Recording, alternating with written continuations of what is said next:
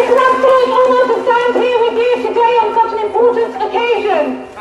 It's now 85 years since the Jewish community of East London and the Labour movement blocked these streets in order to prevent Oswald Mosley and his British Union of Fascists marching through. The Battle of Cable Street was an incredible triumph of humanity, a victory of people's power, set in the context of fascism advancing across Europe as Jewish communities lived in fear of daily persecution and daily violence. Unfortunately, we know that anti-Semitism, hate crimes and hate speech are again on the rise internationally, and in particular across Europe and America. And the rise of the far right is a dangerous and persistent international phenomenon and fuels growing anti-Semitism and anti-Semitic attitudes. This way of internationalizing of the far right remains a very real and present threat.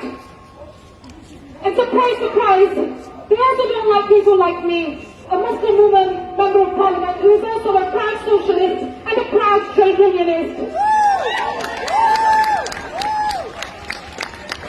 The threat of the far right is also dangerous because too often the far right enter electoral parties and have gained ground in parallel with the mobilization of right-wing extremists on the street. Just last year, mass mobilization forced the conviction of the leadership of Greece's neo-Nazi party, Golden Dawn. And likewise, the political mainstream has increasingly adopted far-right discourses and practices, particularly around migration. The Tories' disgraceful Nationality and Borders Bill currently looks to criminalise vulnerable asylum seekers. In fact, the UK already criminalises and imprisons innocent people in inhumane conditions in detention centres indefinitely simply because they were born in a different place. So that racist rhetoric about bogus asylum seekers and the hostile environment continue to scapegoat immigrants for the failings of the political and economic system in which we live. So today, we come together again as community organisers, as trade unionists, as a labour movement, diverse, multicultural, multi-faith, multiracial and from different faiths and none, united and strong in condemnation of anti-Semitism, racism and the far right. But I do want to say one thing. And it's important to point out that the Battle of Cable Street is one of those fights that is seen as a milestone of progress in our society, but it's only been made civil in retrospect.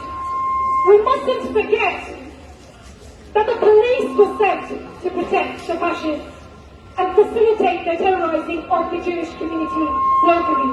And when local workers resisted that, and the anti-fascists resisted that, the fascists and the police protectors, it was the anti-fascists who were then accused of being the instigators of the violence, and it was them that were targeted by the police.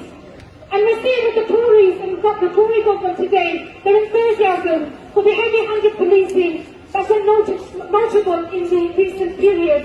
And while we have to have a serious think about police powers, why they have powers, and who they affect and who they impact. And last week, a Metropolitan Police officer was sentenced to the abduction and brutal killings of Sarah Everard, handcuffing her, showing her his warrant card and evoking the increasing police powers that continue to be granted despite our widespread opposition. Now everyone knows that stop and search is used disproportionately against black, Asian and ethnic minority backgrounds, and who also face the greatest police violence as highlighted by the Black Lives Matter movement. It's for these reasons, both historical and very current, that I and so many others are forthright and absolute in our opposition to the policing bill and other authoritarian crackdowns on the civil liberties that we hold dear. The right to protest is a fundamental principle of any democracy, and the history of dissent in this country shows us that it literally brings about social change. As a Bangladeshi woman who grew up in shadow just a stone's throw away from here, I say to those who seek to divide us and our communities with their division, not in our streets, not in our communities, and not anywhere. Our movement must always be tireless in opposing fascism, anti-Semitism and racism, and we must never stop until they have eradicated this vile poison in all its forms. No power to us.